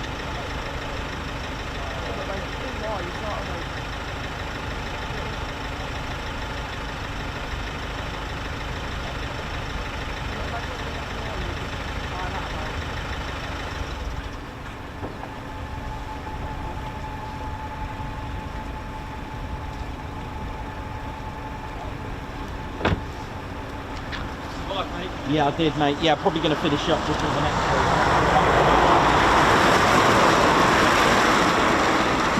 Okay, yeah, I'm going to finish up now. Yeah, good. Okay, thank you. And just before we go, we'll just catch this last one home for us.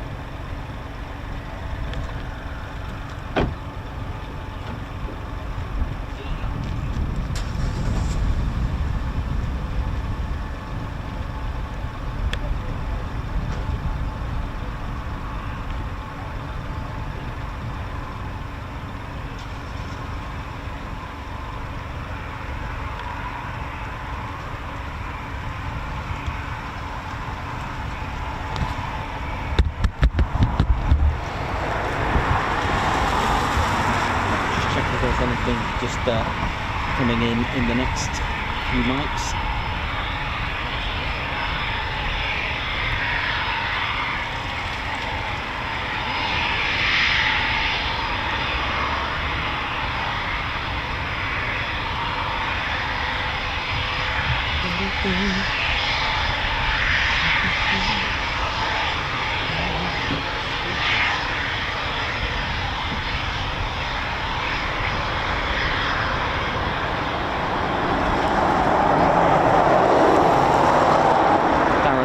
Thank you very much for the super.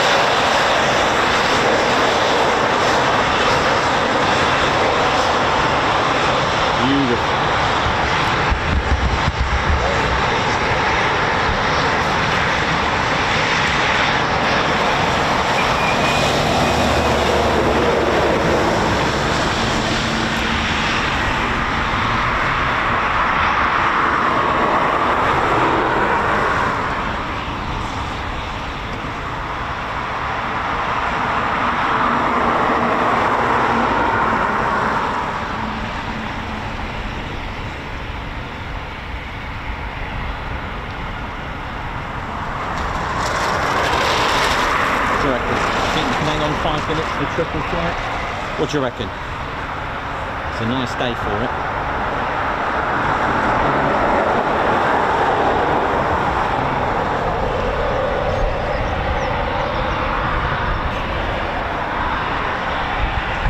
soaking up here. It's like someone poured a bucket of water over me over here.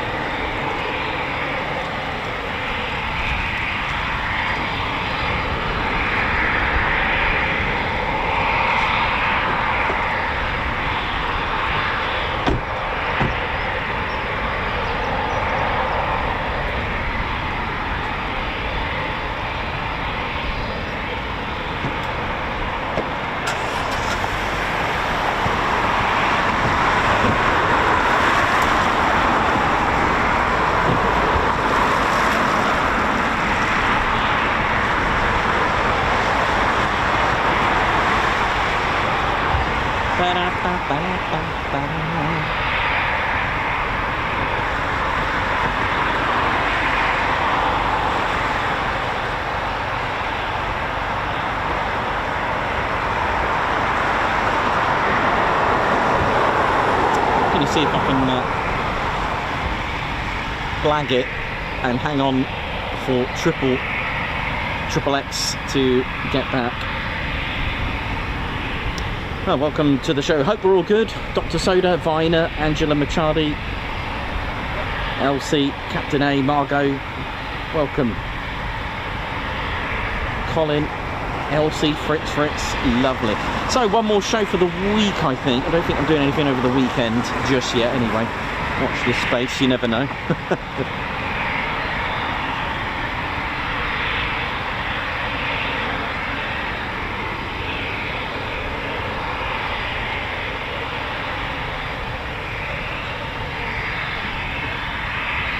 I've got a good gap with some nice weather.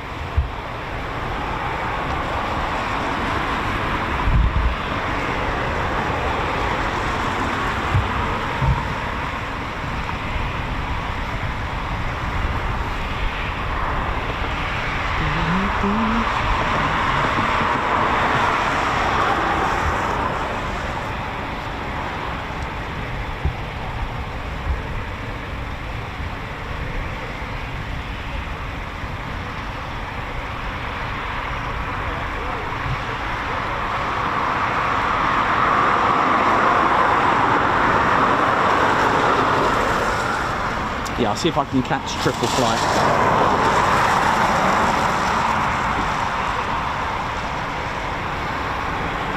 It's a triple X flight to 41 Squadron over the wash. High end dry, probably doing some laser work.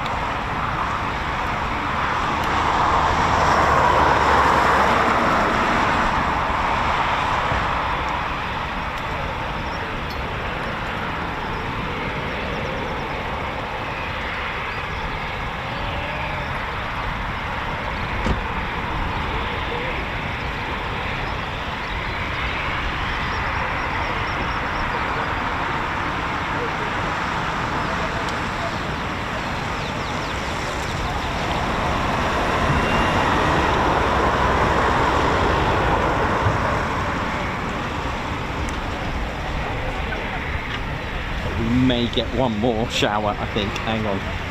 How bizarre. There's just one massive rain cloud. It might miss us.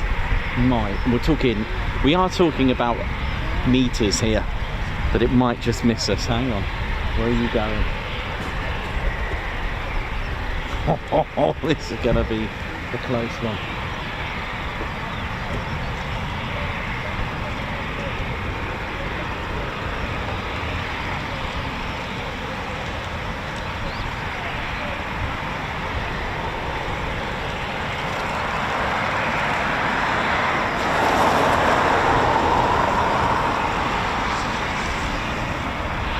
Okay, might be able to catch the triple X flight before we finish up. I think we'll be alright, I think.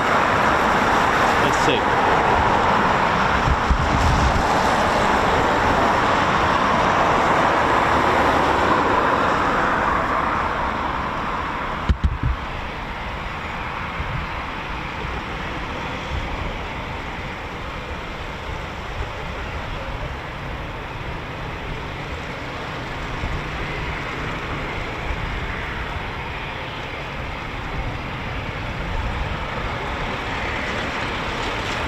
Spicy Wedges, how you doing? Hope you're good. Good to see you as well. See ya. Bye.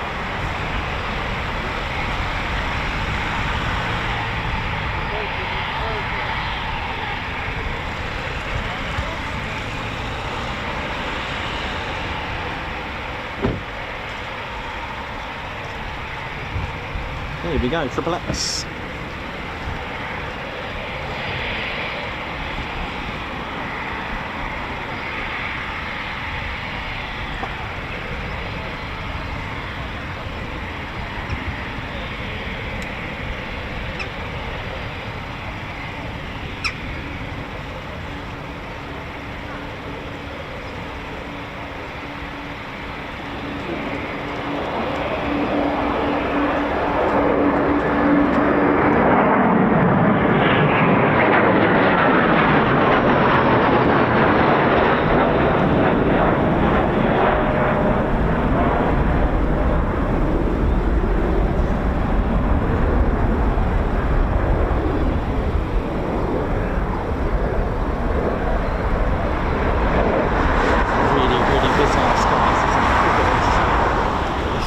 Emotion that's maybe avoiding me just for today.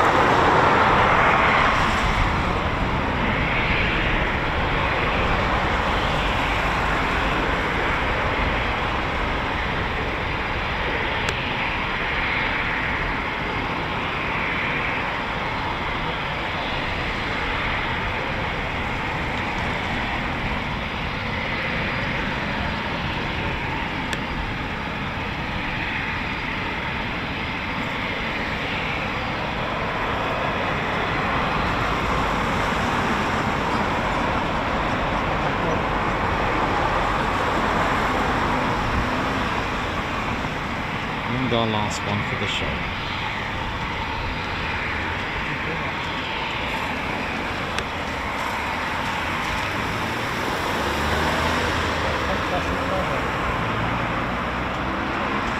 Looks cool, doesn't it? Really, really good. Right, well, there we go, ladies, gentlemen, teddy bears. It's going to be a short one. It's going to be a tactical short one today. Just to dodge the weather that's right. You'll probably see it coming. Yeah, I can put it here. Hang on. Sure, I'll take it. I'll take that first. Got it. I've got a drive bit here. That's fine. Guarantee. Excellent. Thank you very much. Thank you so much. Right, so let's wrap this up, Teddy. Ted and I are going to be tactically departing.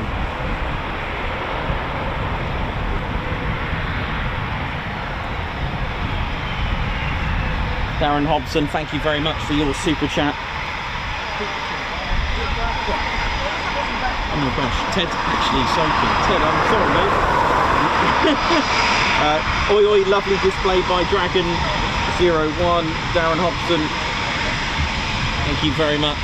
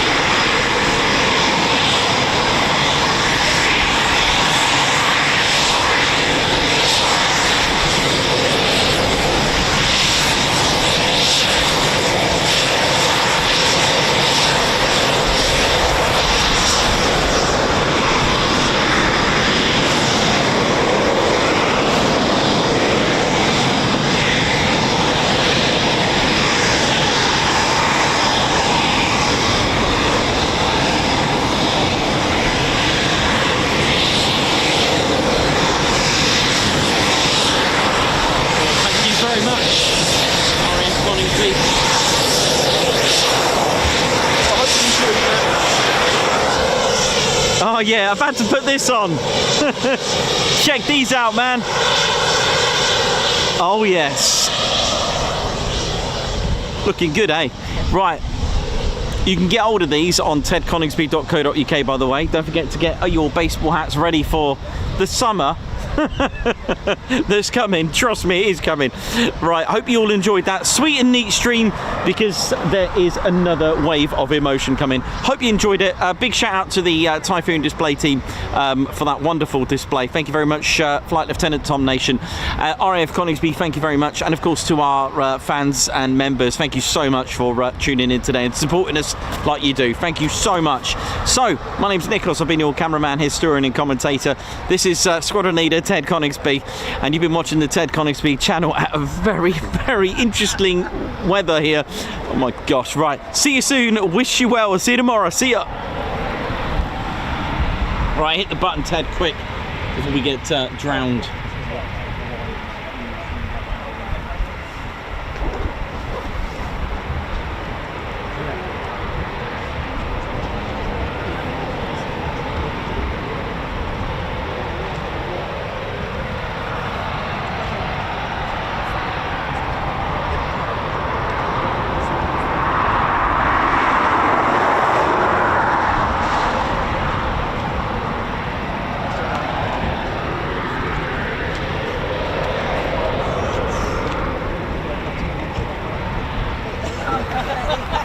Oh yeah, ladies, sheds and teddy bears, welcome to the Ted Coningsby channel membership.